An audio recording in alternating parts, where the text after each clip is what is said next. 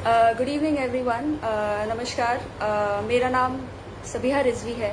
I am an IRS officer 2009 batch और हमें service में 12 साल हो गए हैं। इस वक्त हम joint commissioner of income tax हैं और जोधपुर में पोस्टेड हैं।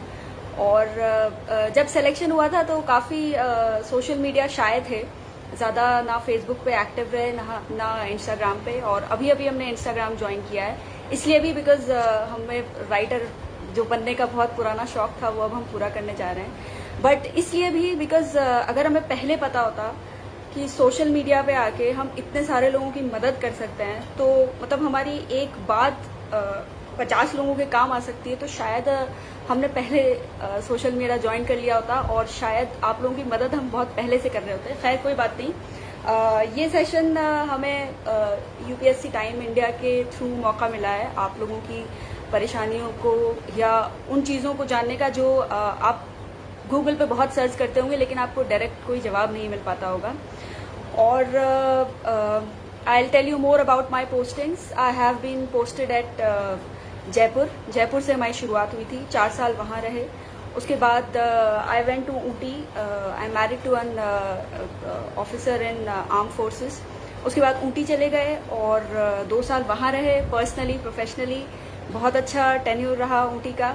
और फिर कभी मौका मिलेगा तो आपको अपने इनकम टैक्स पर्टिकुलर के जो भी हमारे एडवेंचर्स रहे हैं या जो भी स्टोरीज हैं वो आपको एक्सप्लेन करेंगे। अभी हम चाह रहे थे कि उसके बाद आई केम टू जोधपुर और 4 साल हो गए हैं जोधपुर में, और जोधपुर से भी शायद अब हम बहुत जल्दी शायद निकल जाएंगे अगले महीने तक। बट स्टिल वो लोग जो जोधपुर के ही रहने वाले हैं, you have a very beautiful city here, और आप ऐसे ही इसको साफ़ सुथरा रखें। स्पेशली द रेलवे स्टेशन बहुत ज़्यादा खूबसूरत लगता है हमें, बहुत ज़्यादा सफाई है और साफ़ रखा जा सकता है। तो बिल्कुल बेसिक से शुरू करते हैं बिकॉज हमने यहाँ पे देखा है कि कुछ बच्चे हैं जो 8th क्लास में के भी हैं, और अभी थोड़ी देर पहले किसी ने हमें यहाँ पे कमेंट किया था जो 12th क्लास के हैं। तो वो लोग जो ऑलरेडी एग्जाम के बारे में जानते हैं उनको थोड़ा सा बोरिंग लगेगा, बट एक बार ऐसी शॉर्ट में जल्दी से हम बता देते हैं। एक्चुअली में एग्जाम का नाम होता है सिविल सर्विसेज एग्जामिनेशन, और ये कंडक्ट करवाता है UPSC। तो हम लोग UPSC भी बोलते हैं और CSE तो खैर कम ही लोग बोलते हैं, बट UPSC बोला जाता है। UPSC सिविल सर्विसेज एग्जामिनेशन के अलावा और बहुत सारे एग्जाम्स कंडक्ट कराता है, और इस एग्जाम में बहुत सारी सर्विसेज हैं। सिर्फ IAS, IPS, IFS, IRS यही सब नहीं, और भी बहुत सारी सर्विसेज हैं जो अभी उतना मीडिया में नहीं आ पाई हैं या उतना उनका रोल हम लोग को पता नहीं है। For example Indian information service है, Indian audit and account services है, IAAS, IIS, और भी बहुत सर्विसेज हैं जो एक्चुअली में देखा जाए तो काफ़ी एलीट हैं।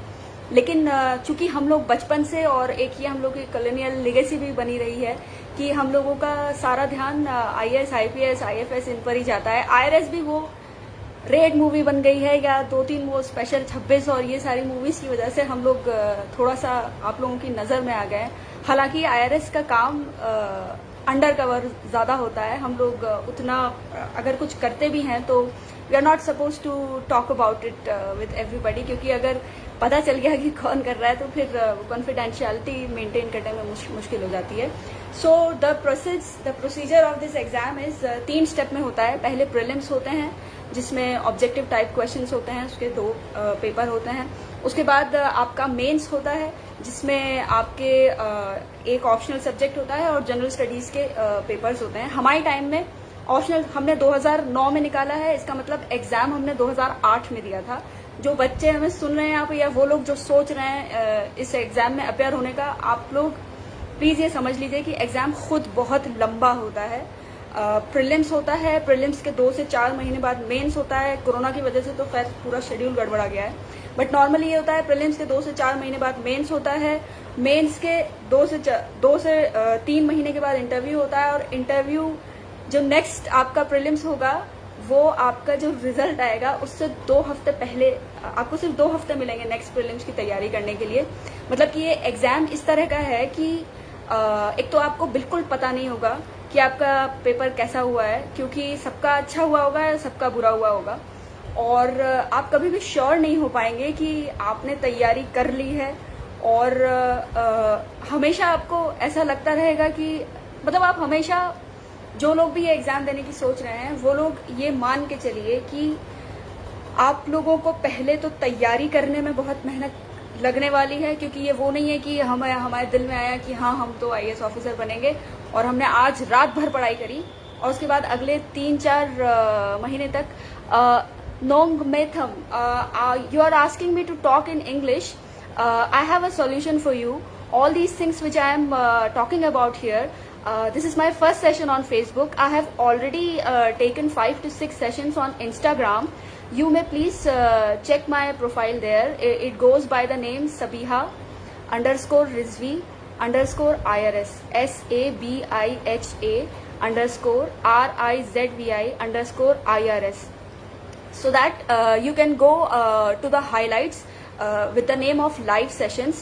There, whichsoever live session, especially in respect of UPSC, was undertaken by me, all recordings are there.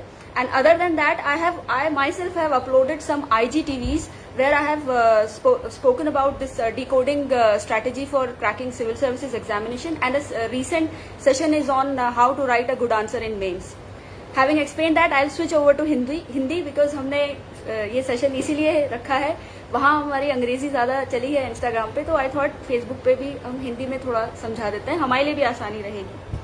खैर, तो आप लोग ये मान के चलिए कि आपने अगर अभी रात भर पढ़ाई कर ली और आप अगले हफ्ते 1 हफ्ते तक कुछ नहीं पढ़ रहे हैं, तो आपने इस एग्ज़ाम को नहीं समझा है. ये एग्ज़ाम खुद 1 साल लंबा है और एग्ज़ाम के प्रोसीजर में ही आपकी सारा जो भी आपका कैरेक्टर है, आपका कैलिबर है, आपकी स्ट्रेंथ है, वो सब कुछ टेस्ट हो जाएगी. और आप ये समझ लीजिए कि हमारा, अच्छा हाँ, एक बहुत इम्पॉर्टेंट चीज़, हमने पहली बार में ये एग्ज़ाम क्लियर किया था और हमारी फर्स्ट प्रेफरेंस आईएएस थी, इसलिए भी क्योंकि सब आईएएस करते रहते हैं, और इसलिए भी क्योंकि हमें खुद ज़्यादा सर्विसेज के बारे में पता नहीं था.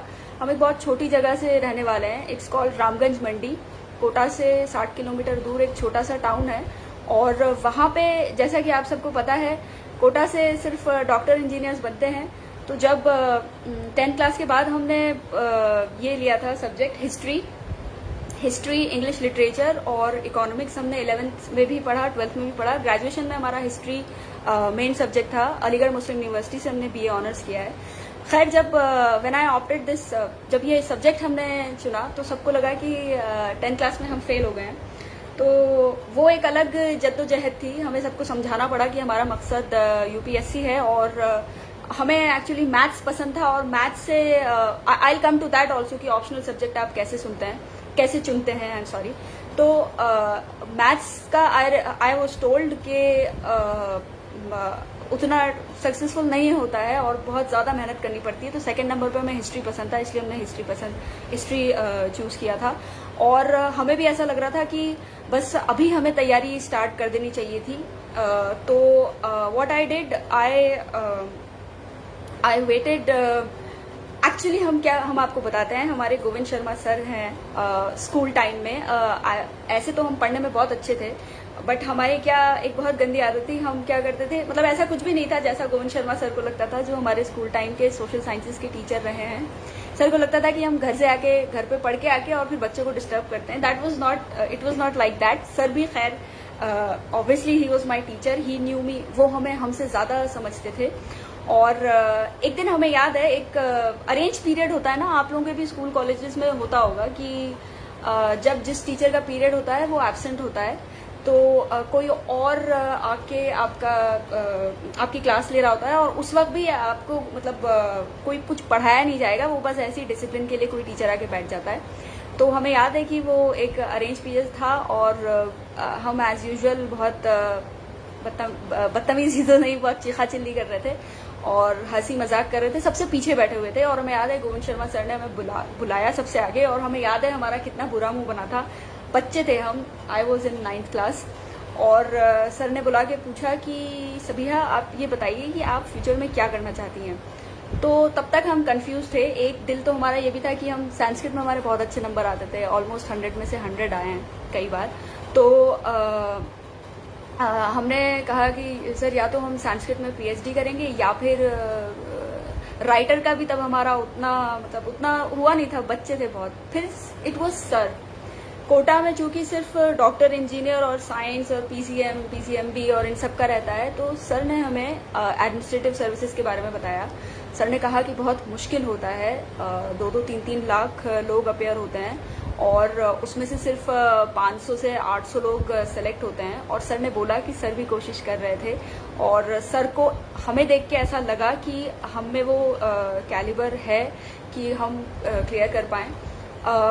ये बात कोई इतनी डिटेल में नहीं हुई थी। सर ने एक मछली का एग्जाम्पल और दिया था। सर ने कहा था कि यहाँ पे सब लोग जो जिस तरफ बहाव जा रहा है, सारी मछलियाँ उसी तरफ जा रही हैं और तुम मुझे ऐसी लगती हो कि शायद तुम बहाव के खिलाफ भी जा सकती हो, वगैरह वगैरह।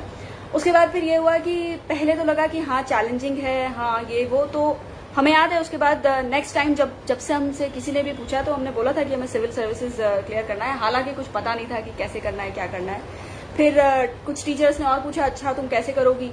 तो आई स्टार्टेड फाइंडिंग आउट। फिर हमने इसके बारे में पता करना स्टार्ट किया।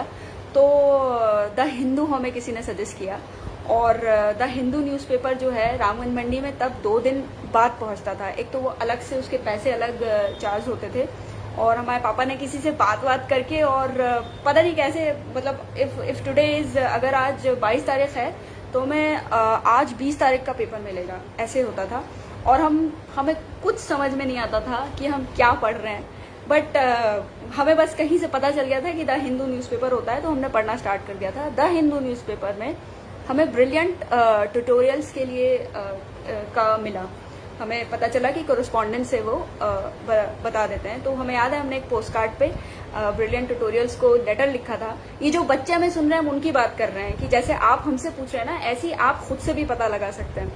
हमने ब्रिलियंट ट्यूटोरियल्स को लेटर लिखा कि हम अभी 9th क्लास में हैं, हमें सर्विसेज की तैयारी करनी है, आप प्लीज़ बताइए आपका मटेरियल हमें कैसे मिलेगा। तो I keep talking about this. हम इस इंसिडेंट के बारे में हर सेशन में बात करते हैं क्योंकि I am thankful to Brilliant Tutorials. उन लोगों ने बाकायदा हमें लिखित में जवाब दिया। उन लोगों ने कहा कि आप अभी बहुत छोटी हैं, जो बच्चे पूछ रहे हैं बार बार वो लोग सुन लें। आप अभी बहुत छोटी हैं, जब आप अपने ग्रेजुएशन के फाइनल ईयर में होंगी आप प्लीज़ तब हमसे कांटेक्ट करिएगा, तब ज़्यादा ठीक होगा। तो हमने इस बात को बिल्कुल बहुत ज़्यादा सीरियसली ले लिया। इन द मीन वाइल, चूँकि हम देख चुके थे कि यूपीएससी का सिलेबस क्या है, ये तब की बात है जब इंटरनेट वगैरह उतना नहीं होता था और सब हमें कहीं ना कहीं से बहुत मुश्किल से पता चलता था। ये सब एक रोजगार एम्प्लॉयमेंट न्यूज़ करके एक आता है, शायद अभी भी आता है, अब तो डिजिटल हो गया होगा वो। उससे हमें पता चला कि सिलेबस क्या क्या होता है वगैरह वगैरह यूपीएससी का। तो हमने ऑप्शनल सब्जेक्ट, हमें हिस्ट्री पसंद था, हमने वो चुन लिया था, हम पढ़ते रहे। उसके बाद फिर ये हुआ कि दिल तो था करने का, मुश्किल था, फिर घर के हालात भी काफ़ी मुश्किल हो गए। फिनेंशियल प्रॉब्लम्स होने लगी बहुत सारी एंड हमारी बहन जो थी वो एक बहुत गलत जगह उनकी शादी हो गई थी। तो हम बहुत ज़्यादा प्रेशर में आ गए और हमने ये डिसाइड किया कि हमें एक ही बार में क्लियर करना है और हम अपना पूरा I just give my best to this exam.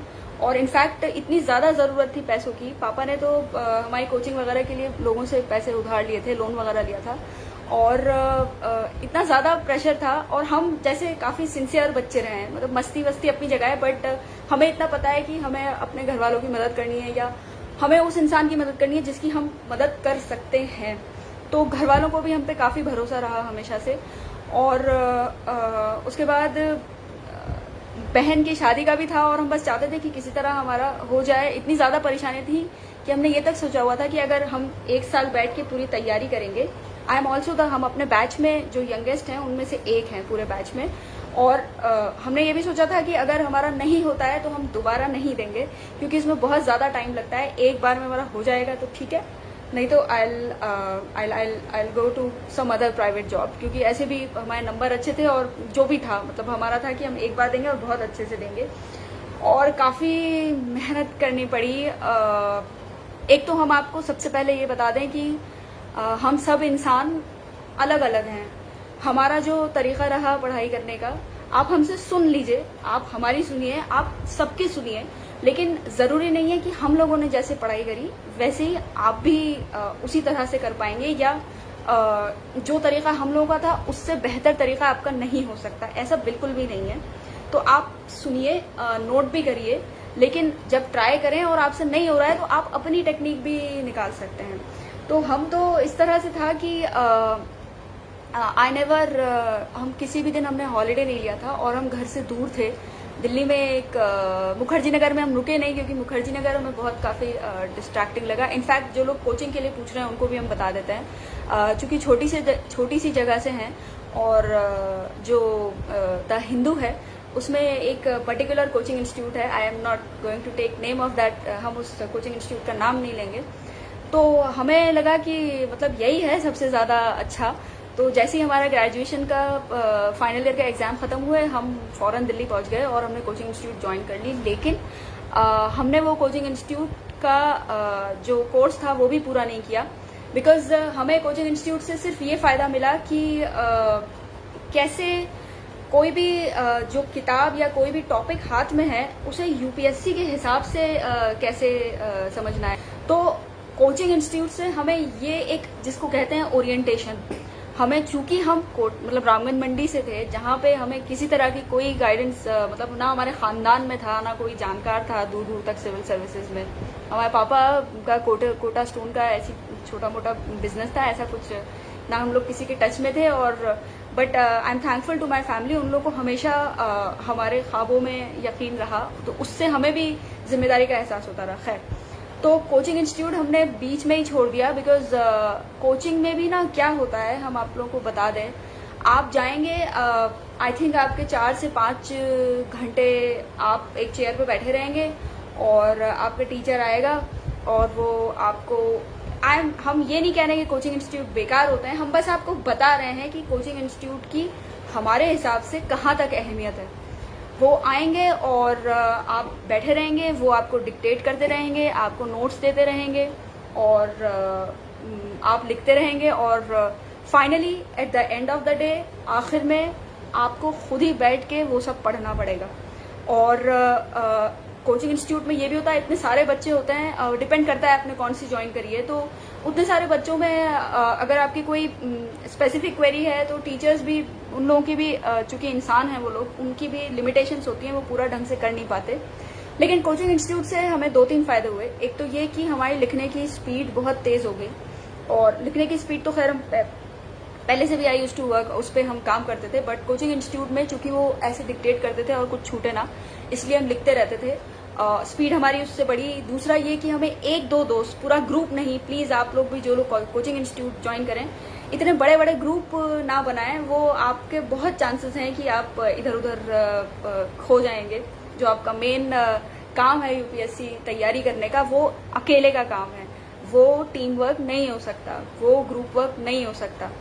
आप ज़्यादा से ज़्यादा 2 या 3 लोगों से टच में रह के उनके साथ पढ़ाई कर सकते हैं, उनसे इश्यूज डिस्कस कर सकते हैं। बट वो जो एक पूरा 6-7 का अगर आप सोच रहे हैं कि करेंगे, तो वो यूपीएससी का एग्ज़ाम उस तरह का नहीं है। आपको अपने साथ बहुत सारे घंटे बिताने होते हैं। तो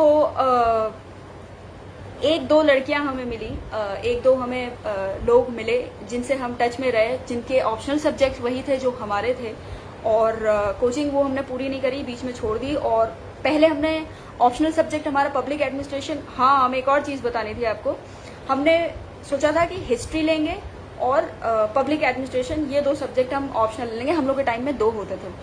उसके बाद जब हम उस कोचिंग इंस्टीट्यूट पहुंचे तो आई वॉज बीइंग टोल्ड कि कोचिंग इंस्टीट्यूट, मतलब दे टोल्ड मी कि आपने चूंकि हिस्ट्री में स्पेशलाइजेशन किया हुआ है तो आप फिर भी कर लेंगे हिस्ट्री, लेकिन इकोनॉमिक्स में चूंकि आपने सिर्फ 2nd ईयर तक पढ़ा हुआ है तो आपको बहुत ज़्यादा मेहनत करनी पड़ेगी। प्लस उस वक्त ट्रेंडिंग सब्जेक्ट पब्लिक एडमिनिस्ट्रेशन था।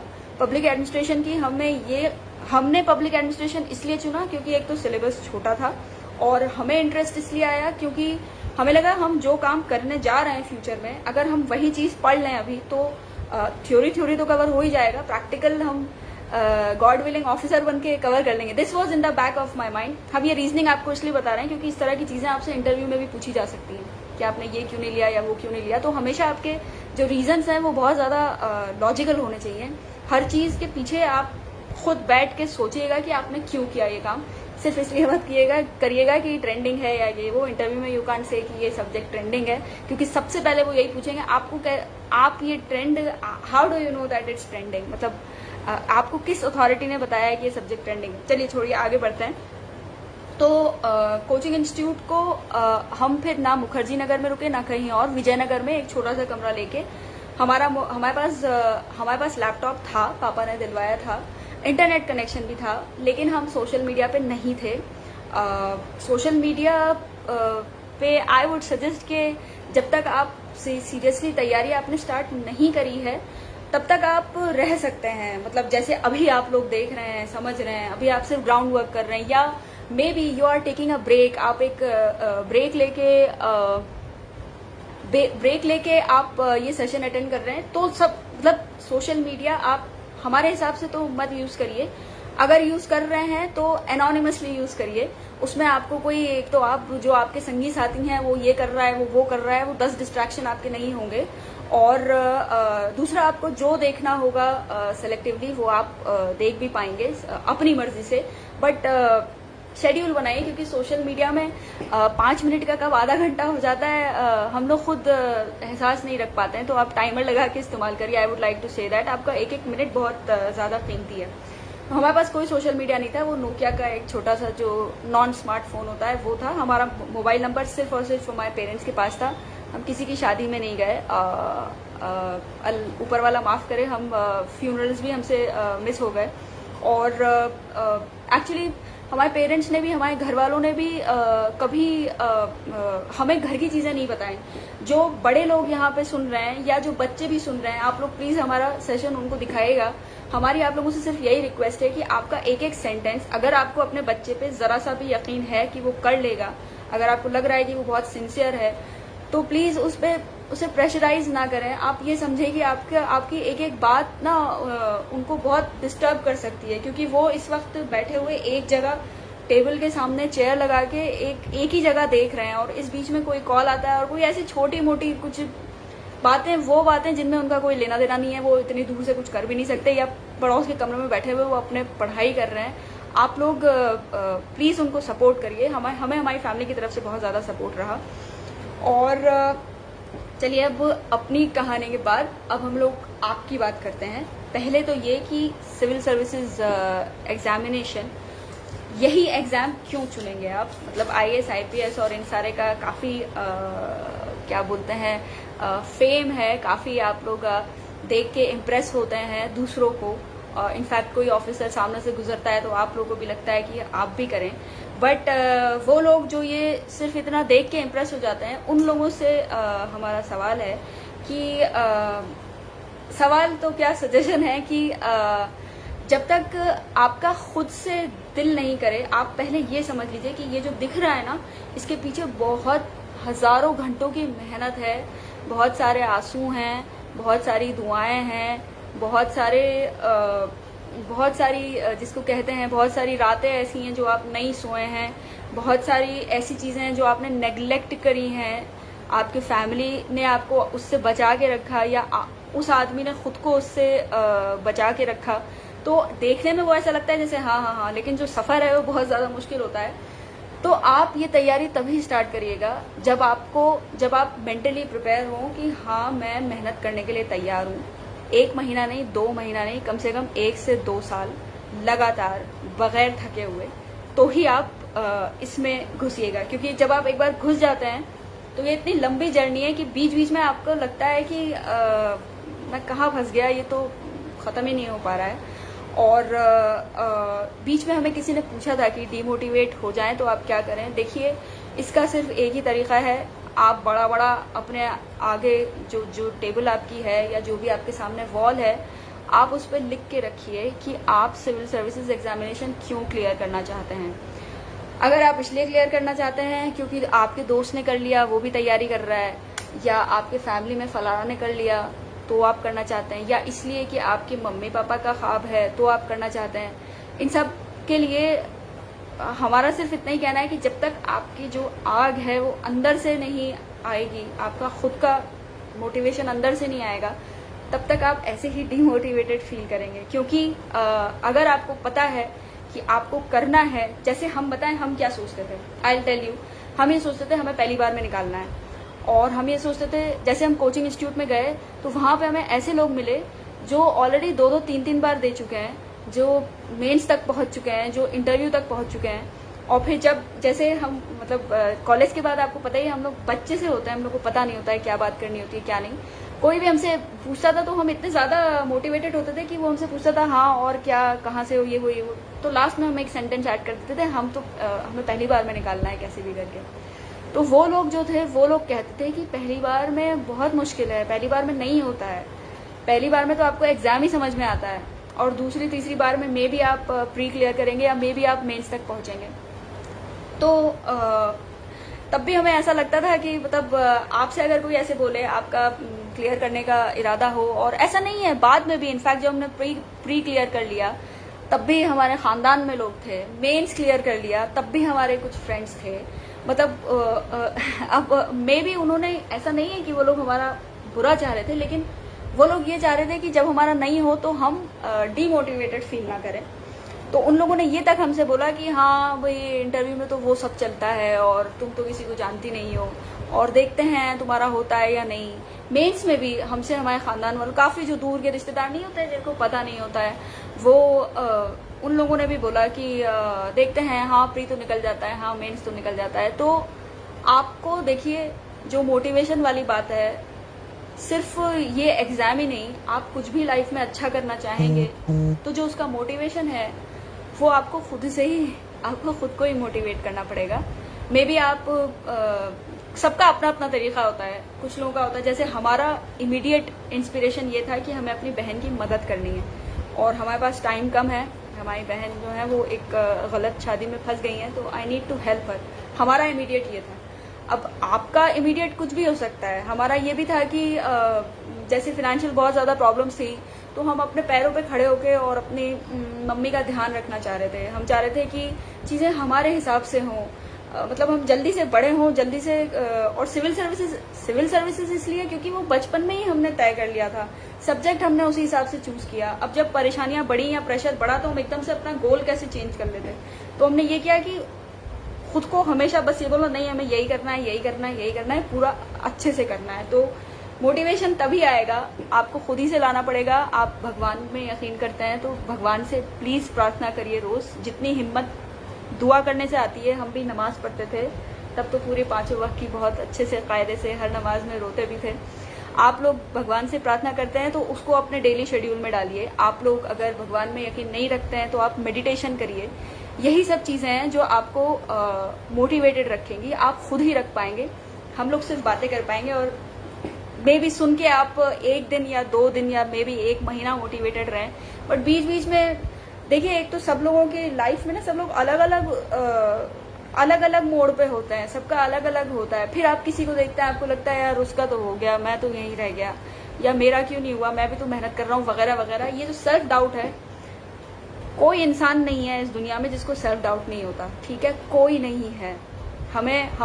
हम लिख के दे सकते हैं कि कोई नहीं है। मे भी आपको ना बताएं, मे भी सामने वाला आपको बहुत कॉन्फिडेंट लगे। ये हमारा फेसबुक का पहला लाइव सेशन है। हमने इंस्टाग्राम पे इतने सारे लाइव सेशन किए हैं, लेकिन 7 बजने में 2 मिनट पहले हमें दिमाग में आ रहा था कि हम कर तो लेंगे ना। हम ये नहीं कह रहे हैं कि हम ये सोच रहे थे कि नहीं हम नहीं कर पाएंगे वगैरह वगैरह, लेकिन हमारे दिमाग में ख्याल ज़रूर आ रहा था। तो ये ख्याल बहुत नेचुरल है, स्पेशली वो चीज़ें जो हम लोगों ने नहीं की होती हैं, करके नहीं देखी होती हैं, पहली बार कर रहे होते हैं या बहुत प्रेशराइज्ड होते हैं, उनमें ये सारे सवाल बहुत नेचुरल हैं। ओके, सो ये सिविल सर्विसेज की तैयारी का सबसे इम्पॉर्टेंट पॉइंट था कि आप इस एग्ज़ाम को क्यों क्लियर करना चाहते हैं। अगर आपको क्यों पता है तो फिर जो बाकी चीज़ें हैं वो तो दुनिया में पूरी भरी हुई हैं। चलिए, now I will go in detail के कहाँ से शुरू करें। ओके, सबसे पहले आप एक साल डिसाइड करिए। जैसे जो बच्चे यहाँ पे 12th में हैं या जो से भी अपने अपने स्टेजेस पर हैं, आप एलिजिबल तो ग्रेजुएशन के बाद ही होते हैं। तो आप लोग सबसे पहले एक साल डिसाइड करिए कि मुझे फलाना साल में करना है। जैसे इंस्टाग्राम पे काफ़ी लोग हमें फॉलो करते हैं, उन्होंने अपना नाम भी वैसे ही रखा हुआ है 23 या 24, या कुछ लोग हैं जो अभी प्रीलिम्स देने वाले हैं, उन्होंने ऑलरेडी, आप चूंकि अभी स्टार्ट ही करेंगे तो आप एक साल डिसाइड कर लीजिए और फिर उस हिसाब से प्लानिंग करिए। जैसे कुछ लोग क्या करते हैं, हाँ बहुत इंपॉर्टेंट बात, प्लीज़ अपने अटेम्प्ट्स वेस्ट मत करिएगा, क्योंकि ज़िंदगी का कोई भरोसा नहीं होता है। आपके अटेम्प्ट्स, स्पेशली जनरल के अटेम्प्ट्स लिमिटेड होते हैं, तो आप सोच समझ के पूरी तैयारी करके, सिर्फ अगर आपको सिर्फ इसलिए एग्जाम आपने अटेम्प्ट दे दिया है कि मैं देखूं तो कैसा होता है, तो आप प्लीज़ टेस्ट सीरीज ज्वाइन कर लीजिए, अपने अटेम्प्ट संभाल के इस्तेमाल करिएगा। आपकी ग्रेजुएशन हो जाएगी, उसके बाद ही आप एलिजिबल होंगे। अब आप ये डिसाइड कर लीजिए, या तो कुछ लोग क्या करते हैं, ग्रेजुएशन में ही अपनी तैयारी स्टार्ट कर देते हैं। तैयारी इन द सेंस अपने बेसिक कॉन्सेप्ट्स क्लियर करते हैं। यूपीएससी का सिलेबस बहुत ज़्यादा वाइड है। आप इंसान हैं, हम भी इंसान हैं, हम लोग के दिमाग की लिमिटेशंस हैं। हमने जो चीज़ आज याद करी है, जो चीज़ आज पढ़ी है, वो हमें ज़्यादा से ज़्यादा 3 महीने तक याद रहेगी, ज़्यादा से ज़्यादा। 3 महीने के बाद इट इज़ नॉट पॉसिबल कि जो चीज़ हमने पढ़ी थी वो हमें वैसे का वैसा हम पूरे सारे पॉइंट्स आपको बता दें। तो इसलिए जो लोग ग्रेजुएशन में ही तैयारी मतलब स्टार्ट कर देते हैं, उनसे हमारा ये जो 6th to 12th एनसीईआरटी की बात कर रहे हैं, ये हमारे हिसाब से तो देखिए नोट्स बनाने की ज़रूरत नहीं है एनसीईआरटी की। एनसीईआरटी इसलिए है ताकि आपके बेसिक्स क्लियर हो जाएं, ताकि जब हम लोग 6th या 8th क्लास में थे तो उतने तमीज़ से पढ़ाई नहीं करते थे। तो एनसीईआरटी सिर्फ इसलिए होती है क्योंकि अब आप बड़े हो गए हैं, उस लेवल से भी आप निकल गए हैं, तो अब आप दोबारा से पढ़ के अपनी बेसिक चीज़ें क्लियर कर लीजिए, इसलिए एनसीईआरटी होती है। आपने साल डिसाइड कर लिया, आप ग्रेजुएशन के फाइनल ईयर में रह के या तो पढ़ लीजिए, या जैसे हमने किया था ग्रेजुएशन के फाइनल ईयर के बाद हमने पूरे 8 महीने टोटली डिवोट किए थे तैयारी के, ताकि हम पूरी तैयारी के साथ उतरें। और जो आप तैयारी कर रहे हैं और जो आपका एग्ज़ाम है, उसमें 8 से 10 महीने ही होने चाहिए। इससे ज़्यादा होगा तो एज आई सेड आपको कुछ याद नहीं रहेगा। उसके बाद आप ऑप्शनल सब्जेक्ट डिसाइड करिए। ऑप्शनल सब्जेक्ट का बस ये है, सिंपल सा है। देखिए, आप हमसे पूछ लीजिए, आप 10 लोगों से पूछ लीजिए कि हम ये चुन लें क्या या हम वो चुन लें क्या।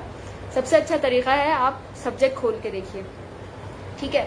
और आपको ऐसा लगेगा आप अभी बहुत छोटे हैं, आपको क्या पता किस सब्जेक्ट में क्या होता है, तो मे बी आप उतना रिलेट नहीं कर पाएंगे। लेकिन आप सिलेबस पढ़िए, आप हर सब्जेक्ट का सिलेबस पढ़िए। उस सिलेबस में से आपको बहुत सारी चीज़ें समझ में नहीं आएंगी, टर्म्स समझ में नहीं आएंगे, लेकिन जिस सब्जेक्ट के आपको टर्म्स समझ में आ रहे हैं और इंटरेस्टिंग लग रहे हैं, ऐसा लग रहा है कि मैं इस सब्जेक्ट को दिन रात पढ़ सकता हूँ, आप उसे चुन लीजिए।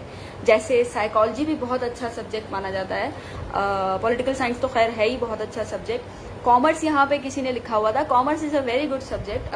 हमारे बैच में लोग हैं जिन्होंने कॉमर्स से क्लियर किया था। और इसके अलावा जैसे और भी हिस्ट्री कहा जाता है बहुत वास्ट है, एक्चुअली में बहुत वास्ट है। हमने हिस्ट्री इसलिए चुना था क्योंकि हमारा बेस बहुत स्ट्रॉन्ग था हिस्ट्री का।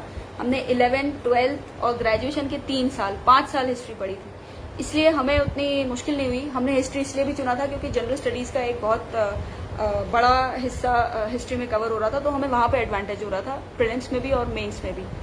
तो जिसमें आपको इंटरेस्ट हो, और जिस इंटरेस्ट तो एक चीज़ हो गई, दूसरा ये कि आप जिसके साथ घंटों बिता सकते हैं, मतलब पढ़ पढ़ के आप पके नहीं तो अक्सर ऑप्शनल सब्जेक्ट ऐसी चीज़ है जिसमें आप अच्छा खासा स्कोर कर सकते हैं, क्योंकि जनरल स्टडीज़ में कुछ पता नहीं होता है कि आपसे क्या पूछ लें, कहाँ से पूछ लें।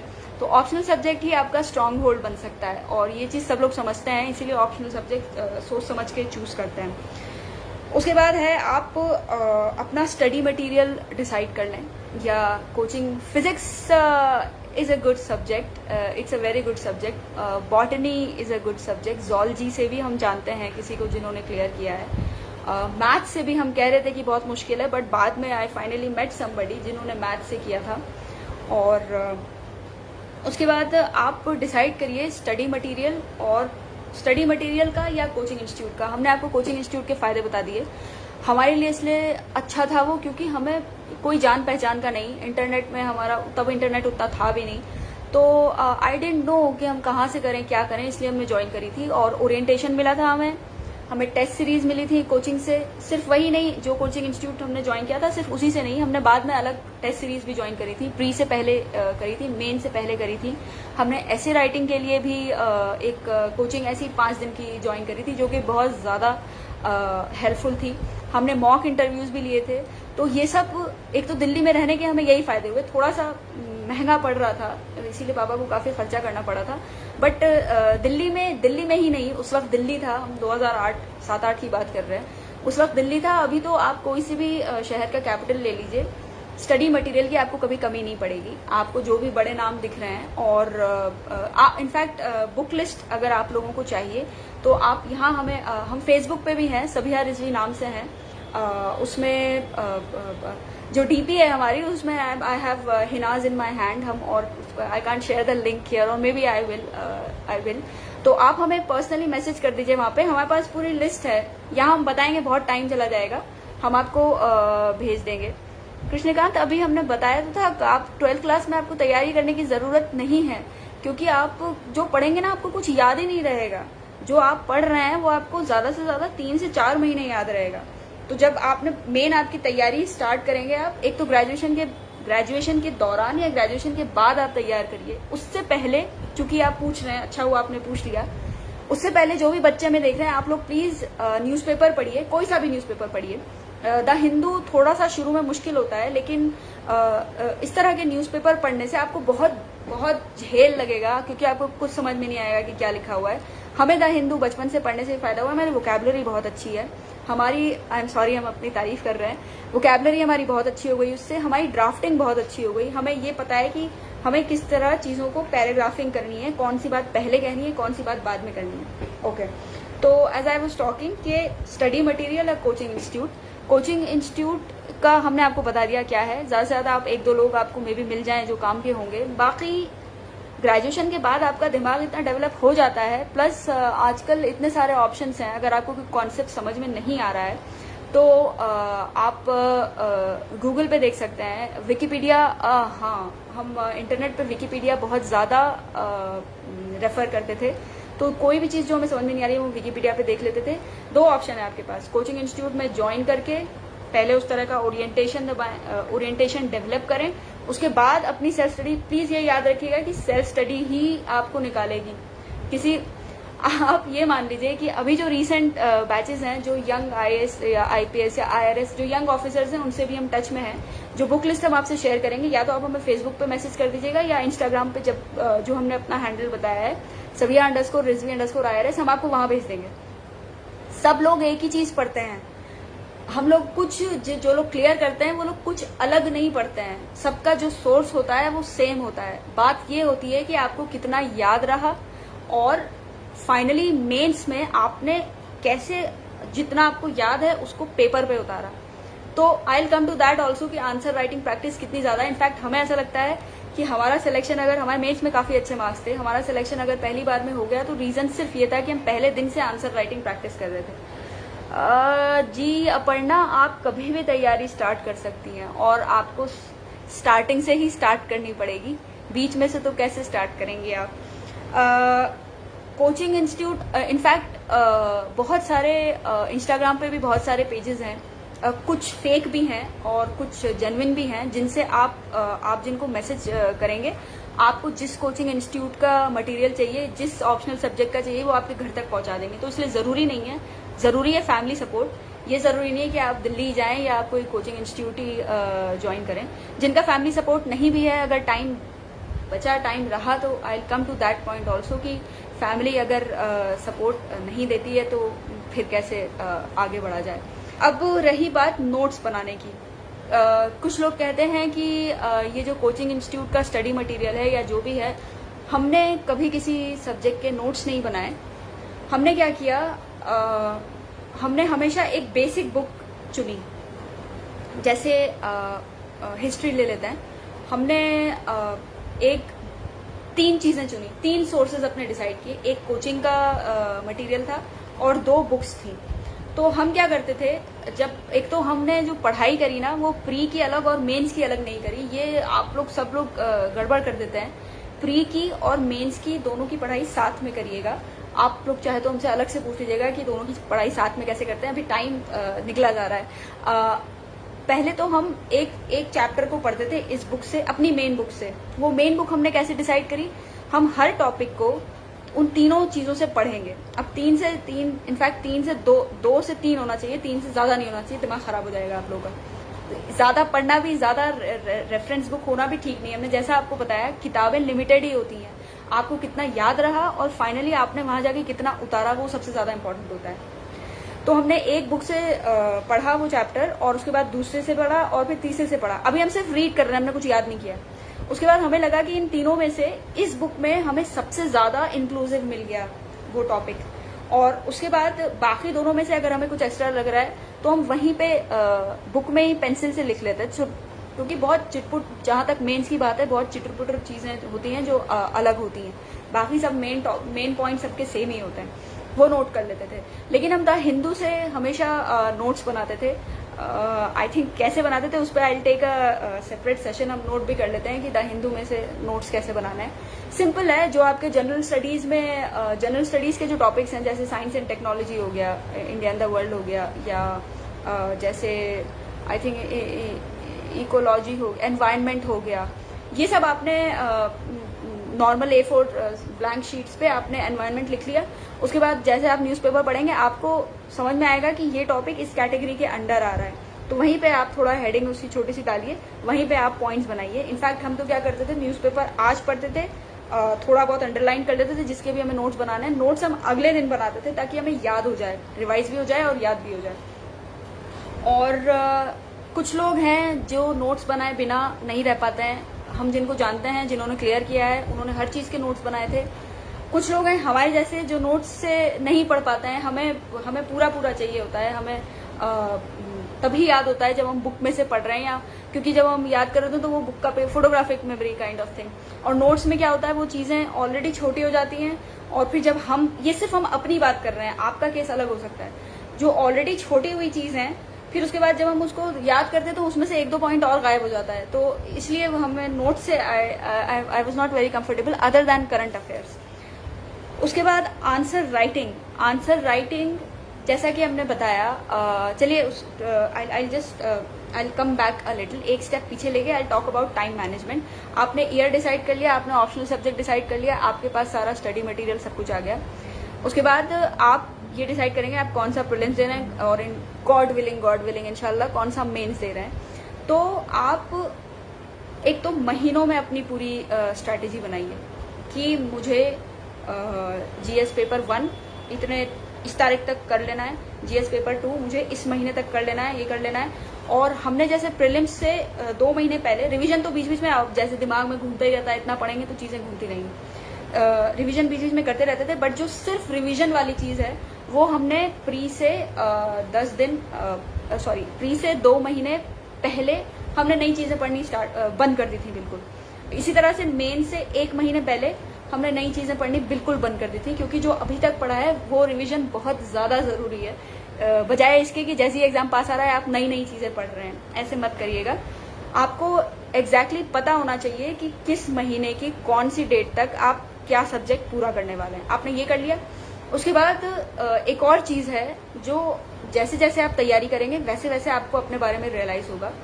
आपको ये पता होना चाहिए कि आप 1 घंटे में कितने पेजेस याद हो जाता है, आपको कितना आप पढ़ लेते हैं। एक तो आपको इस चीज़ का आइडिया होना चाहिए। दूसरा, इस चीज़ का आइडिया होना चाहिए कि आपने ये जो 1 घंटे में ये चीज़ पढ़ी है, ये आपको कितने दिन तक याद रह रही है। अगर आपने ये दोनों चीज़ें अपने बारे में समझ ली तो आपको प्लानिंग करने में कोई प्रॉब्लम नहीं होगी। और हमेशा प्लानिंग करिए तो मार्जिन दीजिए। जैसे हम क्या करते थे, 20 दिन का एक साथ प्लान करते थे, और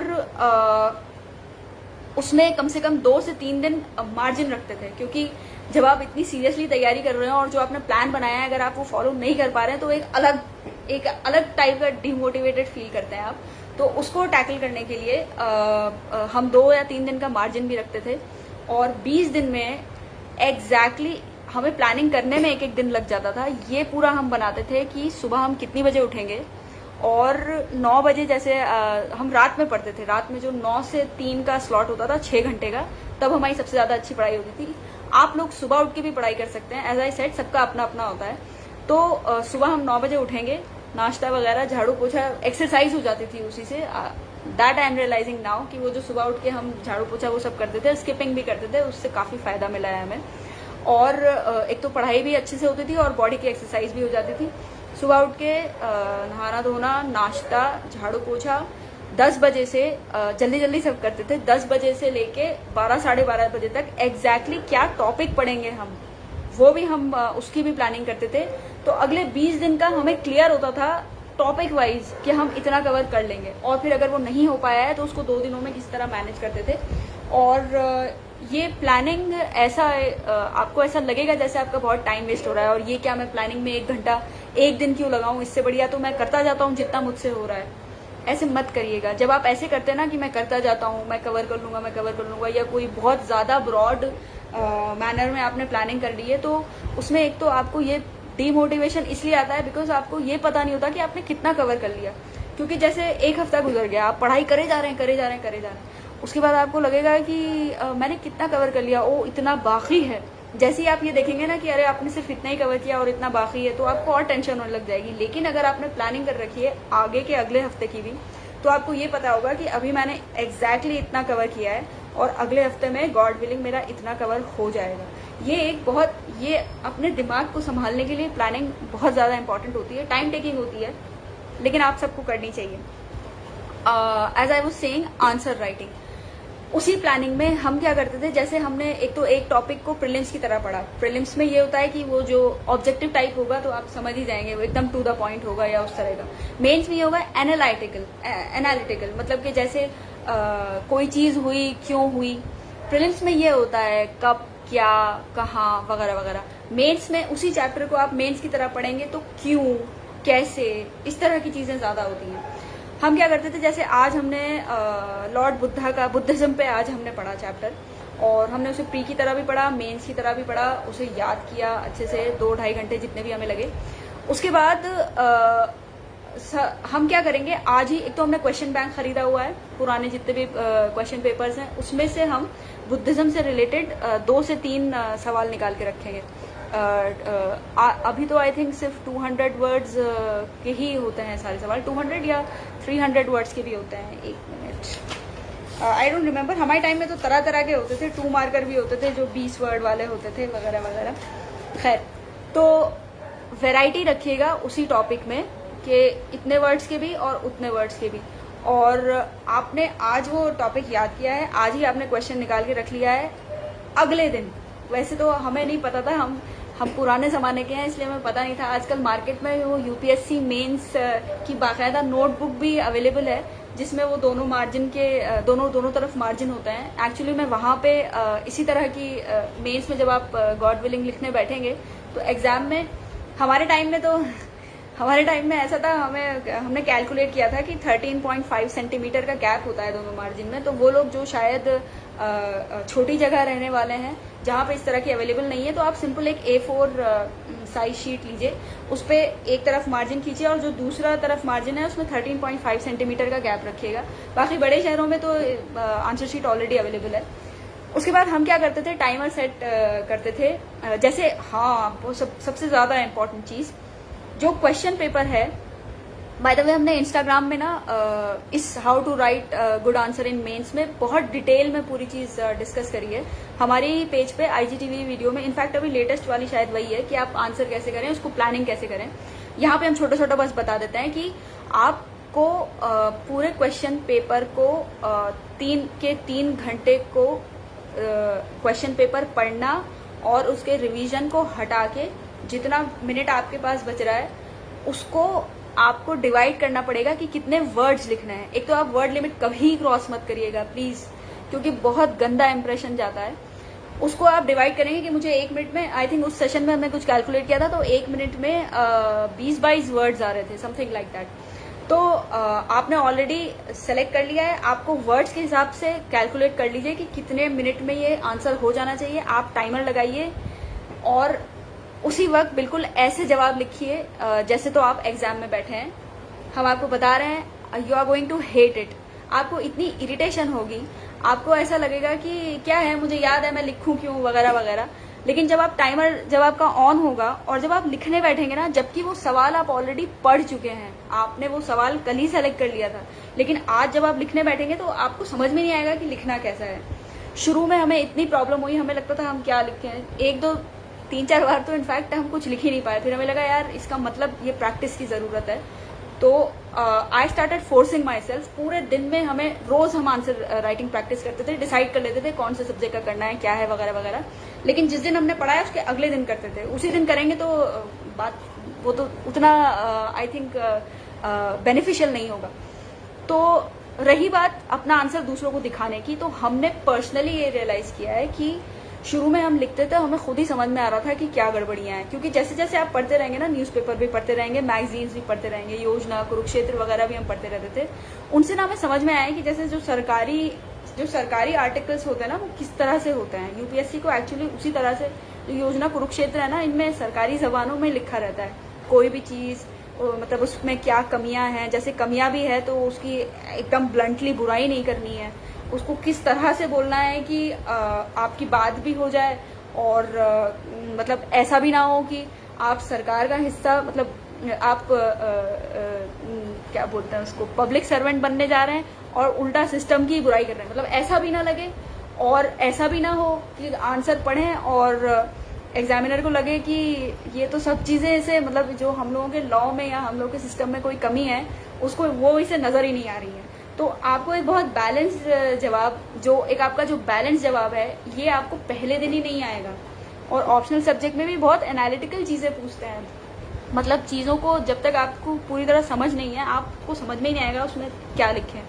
शुरू में जब आप प्रैक्टिस करेंगे आपको बिल्कुल समझ में नहीं आएगा, यू विल हेट देम। किसी को मत दिखाइएगा तब वो जवाब, क्योंकि अगर आपने किसी को दिखा दिया तो बहुत बुरी तरह वाले डिमोटिवेट होने वाले हैं। इंस्टाग्राम पे भी हमें कुछ लोगों ने बोला था, मैम उसने मुझे ऐसे बोल दिया। उस लेडी ने पहली बार ट्राई किया और पहली बार ही किसी एक्सपर्ट को दिखा दिया अपना जवाब, और फिर उन्होंने उसको, ऑब्वियसली वो बोलेंगे अब क्वालिटी ठीक नहीं है, उन्होंने भी जेन्युइन फीडबैक दिया। लेकिन आप कम से कम 4 से 5 महीने जब प्रैक्टिस करते रहेंगे, उसके बाद में भी आप सोच सकते हैं। हमने अपने जवाब कभी किसी को नहीं दिखाए, क्योंकि हमें खुद ही समझ में आने लगा कि इसमें क्या लिखना है, क्या नहीं लिखना है। ओके, और टेस्ट सीरीज की बात कर लेते हैं। टेस्ट सीरीज आप लोग प्लीज़ ज़रूर ज्वाइन करिएगा, क्योंकि चूंकि हमने कहा अटेम्प्ट आप बचा के रखिए, ज़िंदगी का कोई भरोसा नहीं है। अभी आपके हालात बहुत अच्छे हैं, फ्यूचर में आपका टाइम में भी इधर उधर जा सकता है। तो अटेम्प्ट से पहले टेस्ट सीरीज ज्वाइन करने में बहुत उसकी तैयारी आप बिल्कुल ऐसे करिए, ऐसे मत करिएगा मैं देख लूँ, मैं कर लेता हूँ या वो कर लेता हूँ। एक और चीज़, एक सवाल और हमसे कई लोगों ने पूछा है, जैसे आप यूपीएससी की तैयारी कर रहे होते हैं, बीच में ना स्टेट सर्विसेज के एग्जाम आ जाते हैं, या आप ये सोचते हैं कि ये भी दे लेता हूँ, वो भी दे लेता हूँ। तो हमारा इसमें बस इतना कहना है कि देखिए, एक तो आपके घर की कंडीशन कैसी है, मतलब आप कितना अफोर्ड कर पाते हैं, आपका टाइम, आपके पास टाइम कितना है। तो अगर जैसे यूपीएससी चूंकि बहुत ज़्यादा मेहनत मांगता है, तो आप स्टेट पब्लिक सर्विस कमीशन के भी एग्जाम्स की तैयारी उतनी ही मेहनत से, इतनी शिद्दत से कर सकते हैं। बट हमारा बस ये कहना है कि दोनों चीज़ों को मिक्स मत करिएगा, क्योंकि आप जितना सिंगल माइंडेड रहेंगे, एक तो ऑलरेडी यूपीएससी का सिलेबस इतना ज़्यादा होता है, उसमें भी अगर आप ये आपके दिमाग में ये आने लग गया कि मैं वो सब्जेक्ट भी, मतलब मैं स्टेट भी दे देता हूँ, या फलाना वो मेरा दोस्त दे रहा है मैं भी दे लेता हूँ, हाँ इसमें तो मेरा हो ही जाएगा, इसमें तो मेरा हो ही जाएगा, उसमें आपका हो जाएगा, लेकिन आप और ज़्यादा काबिल हैं। तो इसलिए आप यूपीएससी की भी पूरी अच्छे से तैयारी करिएगा, डिस्ट्रैक्ट मत होइएगा, फोकस होना ज़रूरी है बहुत ज़्यादा। और मेन चीज़ है डिसिप्लिन। और आपके मम्मी पापा इसमें आपको डिसिप्लिन नहीं कर पाएंगे। आपके जो भी एल्डर्स हैं या जो भी आपका फ्रेंड ग्रुप है जो अभी तक आपको बोलता है कि एग्ज़ाम सर पे आ गया है, पढ़ाई कर ले, वो सारी चीज़ें यहाँ पे कारगर नहीं होंगी। आपको सेल्फ डिसिप्लिन ही इनकलकेट करना पड़ेगा, और उसके बिना बहुत मुश्किल हो जाएगा। सोशल मीडिया हमेशा लोगों को, इनफैक्ट हम ऐसे बोलते हैं हमें भी नुकसान होगा, हमें पढ़ेंगे नहीं। आपको I just tell you this thing, Instagram पे हमने एज अ राइटर ज्वाइन किया हुआ है, and I keep posting stories and all those things, आप देख सकते हैं उसको। बट हम खुद आगे रह के कहते हैं कि जो लोग अभी फिलहाल जिनको यूपीएससी की तैयारी करनी है, सोशल मीडिया से आप दूर रहिएगा। विकिपीडिया को आप ज़रूर रेफ़र करिएगा। विकिपीडिया में विकिपीडिया में होता है, अगर कुछ कंट्रोवर्शियल होता है तो वो लोग लिखे रहते हैं, लेकिन अगर बेसिक अंडरस्टैंडिंग आपको किसी कॉन्सेप्ट की चाहिए, वो चीज़ें जो नॉर्मली गूगल जवाब नहीं दे पाता, या जो आर्टिकल्स हैं उसमें 10 चीज़ें और हैं, उनमें कहीं एक जाके एक पैराग्राफ है उस टर्म का, उस लिहाज से विकिपीडिया बहुत सही रहता है। न्यूज़पेपर पढ़िए, योजना और कुरुक्षेत्र हमने जैसा कहा वैसे करिए, और अपना बेस्ट करिए। जैसे कोई आपसे बोलेगा कि ये टॉपिक हमेशा पूछा जाता है या वगैरह वगैरह, आप एक काम करिएगा, जैसे जब आप पढ़ने बैठे, एक तो शुरू में ही खुद को जज मत करने लग जाइए कि मुझे ये नहीं आता, मुझे वो नहीं आता। हाँ, बस हम सबसे ज़्यादा डिमोटिवेट एक तो ये होता था कि एक तो प्रोसीजर एग्ज़ाम बहुत लंबा है और हमारे पास वक्त की कमी थी, और सिलेबस बहुत ज़्यादा है, उसको देख देख के दिमाग ख़राब होता रहता है, करते रहो। तो लोगों ने हमें सजेस्ट किया था कि सेलेक्टिव स्टडी करो। हमने सेलेक्टिव स्टडी नहीं करी थी, जो बहुत ही ज़्यादा इस तरह के टॉपिक थे जो हमें लगता था इन पे कभी सवाल आया ही नहीं है, वो भी हम एक बार तो देख ही लेते थे, मे भी उतना डिटेल में नहीं जितना बाकी सारे टॉपिक्स देखेंगे। बट प्लानिंग हमने इस तरह से कर रखी थी कि I didn't do selective studies. और the Hindu newspaper, the Hindu के अलावा इंडियन एक्सप्रेस भी हमने नहीं पढ़ा है, लेकिन जो और लोगों ने निकाला है उन्होंने इंडियन आपका हिंदी का I have written it somewhere, I am sorry. आप लोगों की बुक लिस्ट भी हमारे पास है, वो आप हमें डीएम करिएगा या आप हमें मैसेज करिएगा, I share it with you all, क्योंकि वो बताने में बहुत लंबी लिस्ट हो जाएगी। और आप लोग प्लीज़ ये मान के चलिए कि तैयारी के लिए कभी परफेक्ट सर्कमस्टांसेस नहीं होंगे, कभी कुछ हो रहा होगा, कभी कुछ हो रहा होगा। आपके हाथ में जो टाइम है वो आज ही का टाइम है, जो अभी ये जो आज है। आपको कुछ नहीं पता कल क्या हो जाए, कल क्या प्रॉब्लम आ जाए आपकी, खुदा ना करे तबीयत ख़राब हो जाए, खुदा ना करे कुछ और सिचुएशन आ जाए। ज़रूरी नहीं कुछ बुरा ही हो, कुछ अच्छा भी हो सकता है और आप डिस्ट्रैक्ट हो जाएं उस खुशी में। तो इसलिए आप आज का इस्तेमाल करने में यकीन रखिए। हम रोज़ पढ़ाई करते थे, छुट्टी नहीं लेते थे। जो हमारा छुट्टी का दिन होता था उसमें भी हम 6 घंटा पढ़ाई करते थे मिनिमम। छुट्टी का दिन भी हमारा वही वो 20 जो दिन है उनमें से 1 या 2 दिन हम छुट्टी कर लेते थे और 6 घंटा पढ़ते थे। और हमारा रिलैक्स करने का तरीका भी बहुत अलग था। हम क्या करते थे, I will tell you in detail. Vijayanagar में रहते थे तो तब हम क्या करते थे, विश्वविद्यालय मेट्रो स्टेशन है उसके पास में ही पड़ता था, तो रिक्शा करते थे और रिक्शे से बैठ के विश्वविद्यालय मेट्रो स्टेशन तक जाते थे ऐसी ही हवा खाने। हालांकि दिल्ली की हवा तब भी काफ़ी ऐसी सी थी, but I used to go outside और फिर वहाँ के विश्वविद्यालय मेट्रो स्टेशन पे बैठ के कॉफ़ी पीते थे और ऐसे ही लोगों को देख रहे होते थे बस। और शाम के टाइम नहीं, बिल्कुल इफेक्ट नहीं होता है शिवम। इनफैक्ट हमारा पर्सनल ये है कि हिंदी वाले आर एट एन एडवांटेज, क्योंकि इंग्लिश में कंपटीशन इतना ज़्यादा हो गया है। हमें ऐसा पर्सनली फील होता है कि आप जनरल हैं और अगर हिंदी में हैं तो I think you have better chances of doing it. और प्लीज़ आप लोग जो भी हमें सुन रहे हैं, बड़े शहर छोटा शहर, हम छोटे शहर के हैं, ठीक है, और दिल्ली में इतना कोई हमने कुछ ऐसा वक्त भी नहीं गुजारा। बस ये है कि हमने अपनी खुद की स्ट्रैटेजी डेवलप करी और वो काम कर गई, ठीक है। बड़ा शहर छोटा शहर, हिंदी इंग्लिश ये सब कुछ नहीं है। बस ये है कि इंग्लिश जैसे कुछ टर्म्स ऐसे हैं जो इंग्लिश में ही होते हैं, वो तो हिंदी किताबें भी हमने देखी हैं, उसमें आजकल वो भी इंग्लिश टर्म्स यूज़ होते हैं, ऐसा कोई प्रॉब्लम नहीं है। इनफैक्ट हमारे हिसाब से तो आप एडवांटेज पे ही हैं। हमें ऑफिसर भी बनना था, सिविल सर्वेंट भी बनना था, हमें राइटर भी बनना था। तो हमने पहले सिविल सर्विसेज, हालात भी बहुत मुश्किल थे, पहले सिविल सर्विसेज किया। उसके बाद देखिए ऐसा लगता है जैसे सिविल सर्विसेज कर लिया तो भाई ज़िंदगी, अपनी यूपीएससी निकाल लिया तो ज़िंदगी बन गई। ऐसा नहीं होता है। ट्रेनिंग में आपको बहुत पैम्पर किया जाता है, बहुत अच्छे से रखते हैं, लेकिन ट्रेनिंग के बाद जब आप फील्ड में आते हैं तो बहुत मुश्किल होता है।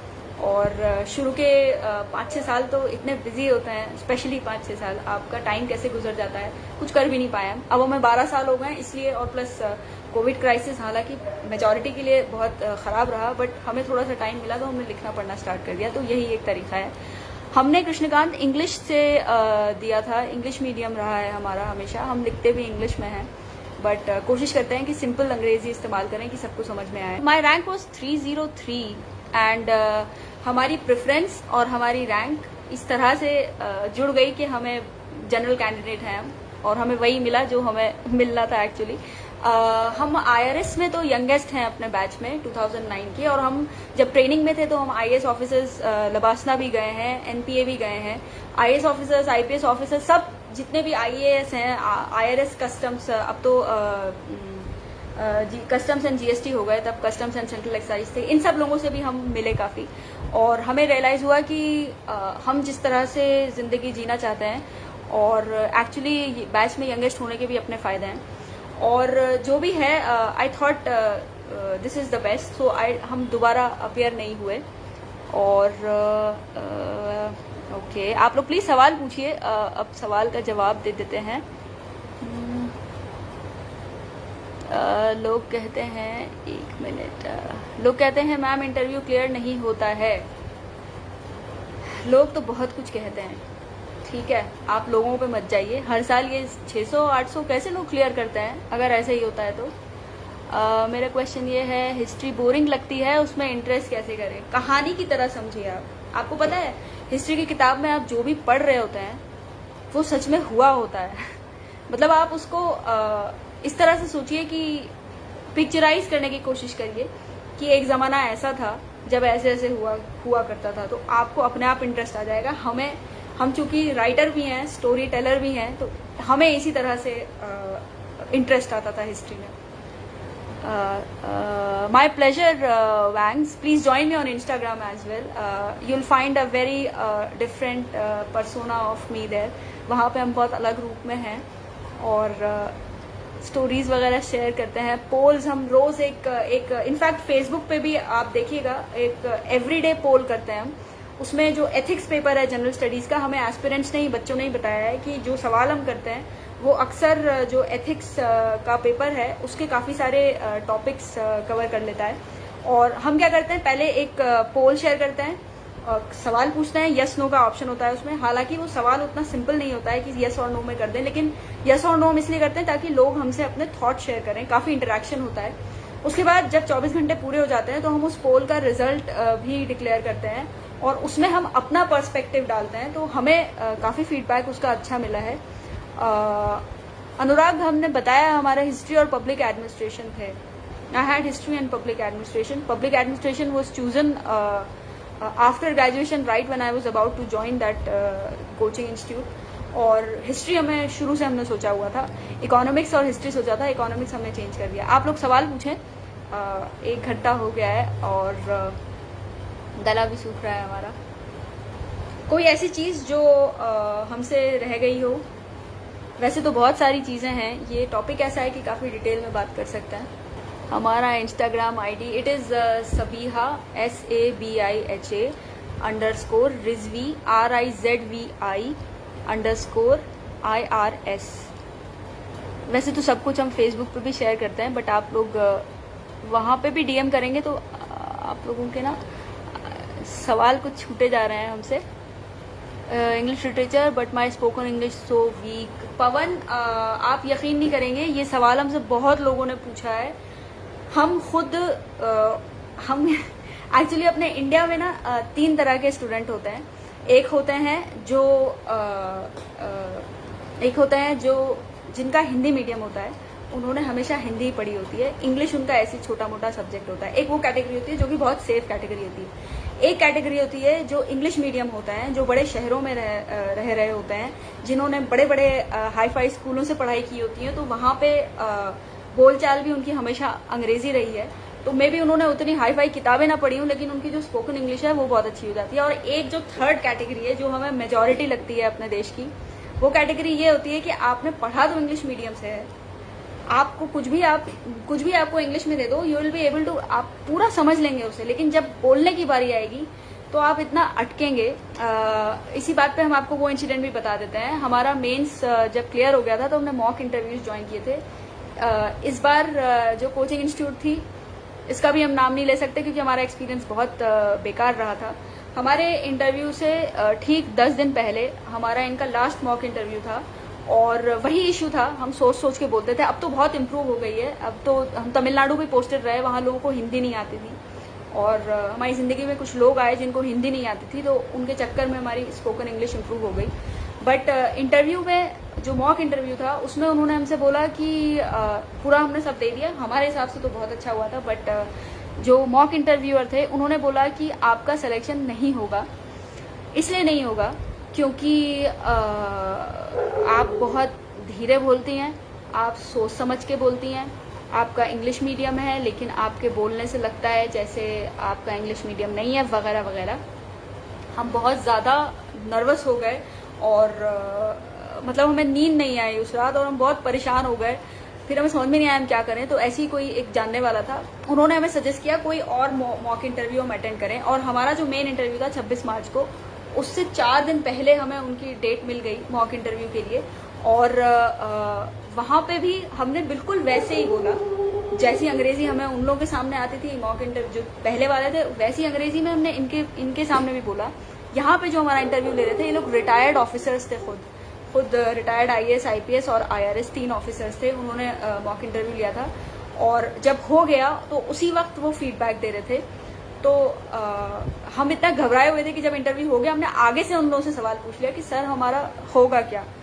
तो आप लोग यकीन करेंगे कि 2 दिन पहले हमें किसी ने बोला आपका नहीं सिलेक्शन होगा, जो खुद सर्व करके रिटायर हो चुके हैं, उन्होंने हमसे बोला कि बेटे आपका सिलेक्शन बिल्कुल होगा।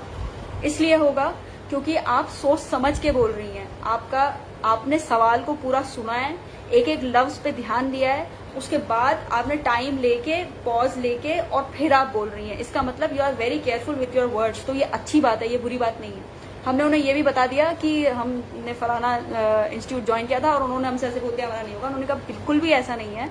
और इनफैक्ट हमें दिल से इतनी दुआ निकलती है उन लोगों के लिए जिन्होंने हमें वो वाला मॉक इंटरव्यू सजेस्ट किया था, नहीं तो आई थिंक हमारा सिलेक्शन नहीं होता इतना ज़्यादा वो। तो ये जो स्पोकन इंग्लिश वाली बात है पवन, हम इस पे जल्द ही सेशन लेंगे। बहुत लोग हमसे पूछ चुके हैं ये। आई थिंक काफ़ी सारे सवाल हो गए हैं। और किसी को कुछ पूछना हो तो प्लीज़ बताएं, बिकॉज़ आई थिंक अब हम लोग यहीं ख़त्म करते हैं। आई होप आप लोगों को के लिए फ़ायदेमंद रहा होगा ये सेशन। और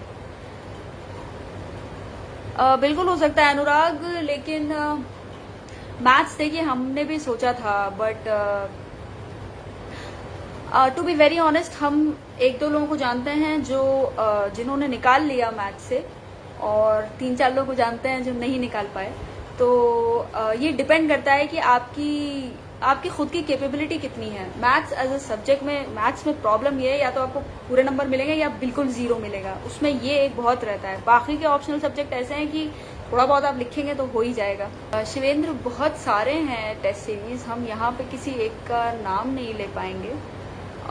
और चूंकि मार्केट में एकदम कट थ्रोट कंपटीशन है, तो हमें ऐसा नहीं लगता कि कोई भी एकेडमी किसी और से कमतर होगी। इनफैक्ट हम आपको बता दें, रिसेंटली ये ट्रेंड है कि जो भी चीज़ें कोचिंग इंस्टीट्यूट कवर कर रहे हैं, यूपीएससी के जो पेपर्स आ रहे हैं उनमें वो चीज़ें कवर नहीं हो रही हैं।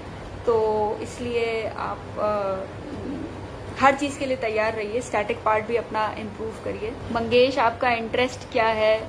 सोशोलॉजी और ज्योग्राफी में दोनों बहुत अच्छे सब्जेक्ट हैं। सोशोलॉजी से हम बहुत सारे लोगों को जानते हैं, ज्योग्राफी से भी हम बहुत सारे लोगों को जानते हैं। ज्योग्राफी से आपका जीएस भी काफ़ी कवर हो जाता है। सोशोलॉजी चूंकि हमें ज़्यादा आइडिया नहीं है, but I know people who have cleared. आप आई थिंक चूंकि दोनों में इतना टक्कर है तो आप अपने इंटरेस्ट के हिसाब से चूज़ कर लीजिए। हाँ, my pleasure Shivam, please support me on Instagram और एंड हियर ऑन फेसबुक। हमारा अब राइटर बनने की भी बहुत ख्वाहिश है और थोड़ा बहुत कहानियाँ लिखते रहते हैं, ब्लॉग्स लिखते रहते हैं। कुछ और किसी को सवाल पूछना है तो प्लीज़ पूछें, otherwise I will wrap up this session. हमें बहुत अच्छा लगा आप लोगों से बात करके, और कोई भी प्रॉब्लम हो तो आप देखिए, एक बात हम बोल देते हैं, हमें टाइम लगेगा जवाब देने में। करियर भी है, जॉब भी है, और घर पे फैमिली भी है, और हमारे खुद के शौक़ भी हैं। और आप लोग हमें फेसबुक पे अप्रोच कर लीजिए, चाहे आप इंस्टाग्राम पे कर लीजिए, हम रिस्पॉन्ड करेंगे। हमें टाइम थोड़ा सा लग सकता है। और देखिए, लास्ट में बस एक बात ये बोलेंगे कि ये एग्ज़ाम बहुत मुश्किल है, तो आप इसमें घुसिएगा तभी जब आप तैयार हों कि हमें अभी लंबा जाना है ना। स्तुति आप पढ़ती रहिए। देखिए, पढ़ते रहने में कोई वो नहीं है, कोई जितना पढ़ेंगे, जनरल रीडिंग इनफैक्ट यूपीएससी में बहुत हेल्प करती है।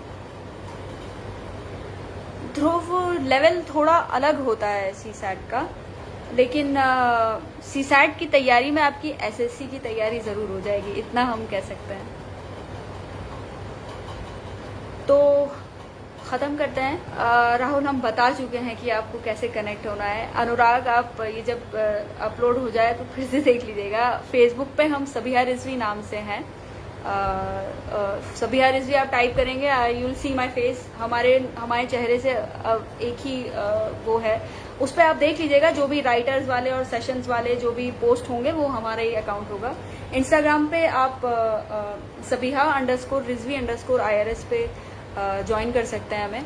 और थैंक यू सो मच, हमें बहुत मज़ा आया।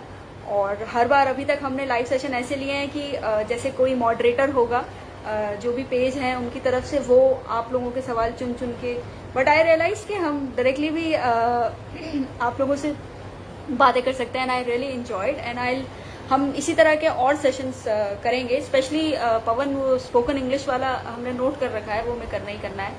Thank you so much for all your time. और इस वीडियो को शेयर करिएगा और हमारा हम जो काम कर रहे हैं उसको भी सपोर्ट करिएगा। और कुछ भी प्रॉब्लम हो तो पूछिएगा और सब्र थोड़ा सा रखिएगा हमारे जवाब मिलने में भी और यूपीएससी की तैयारी करने में भी। All right then, thank you so much. नमस्कार।